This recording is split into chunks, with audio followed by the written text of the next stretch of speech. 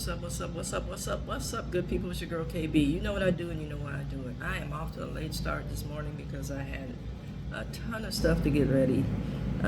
Today is my heavy client day, so I'm off to a late start. It is Tuesday, it is 3:23 in the a.m. and it's October 10th. My introduction is going to be a little bit different this morning in that I'm going to talk about something that, it's kind of rough to talk about, and that is a mother's love.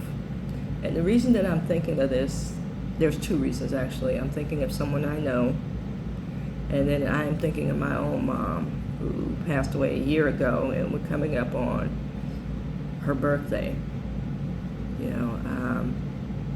So yeah, there's a lot enmeshed in this. Mother's love. Now for me, in dealing with all the things that I deal with during the course of a day, as I mentioned, I'm a women's treatment specialist, so I deal with CPS, I deal with addiction, I deal with generational trauma, you name it, and it's all part of, unraveling this thing to make it work. Amen. That being said, I deal with, a mother's love. And I see it in two forms.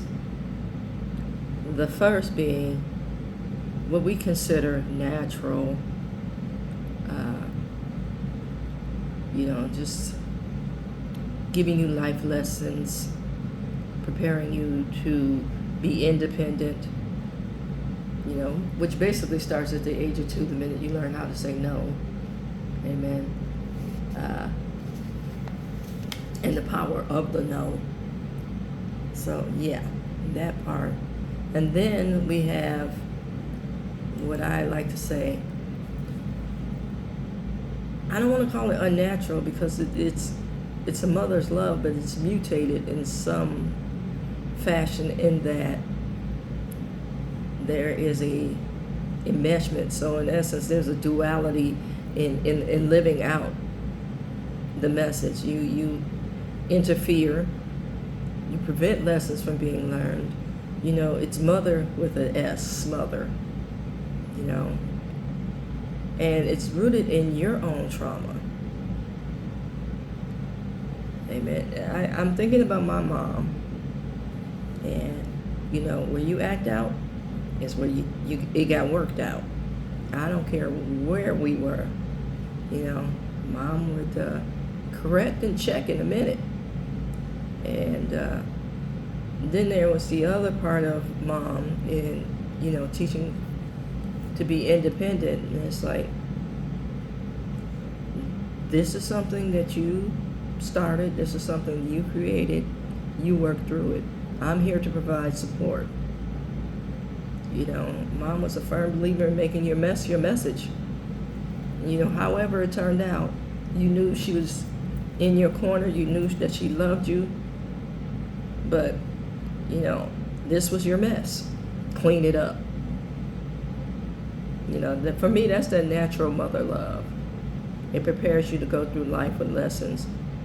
But there's also some nurturance and, I want to say, backing, support.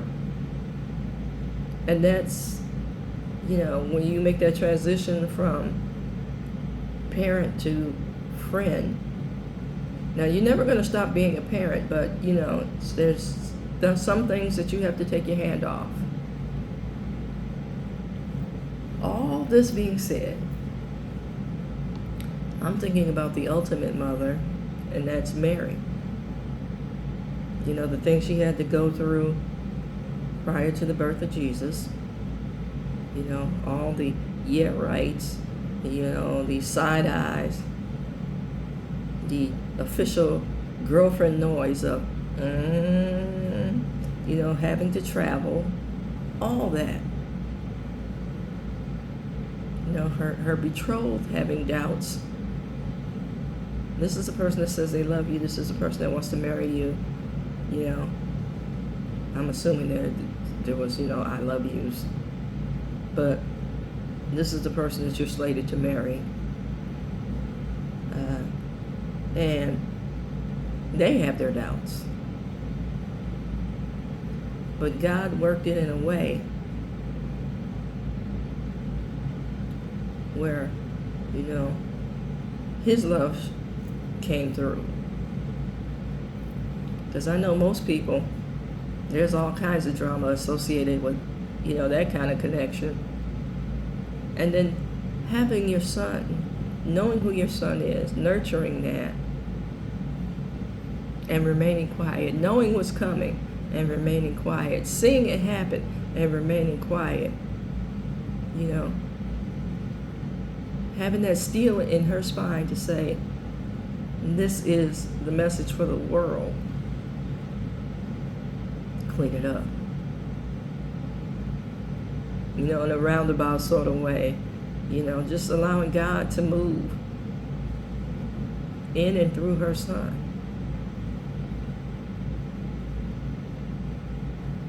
Wrapping this all up in a neat little bow for the introduction. Do you have that kind of steel in your spine to let God move in your life in that manner? Amen.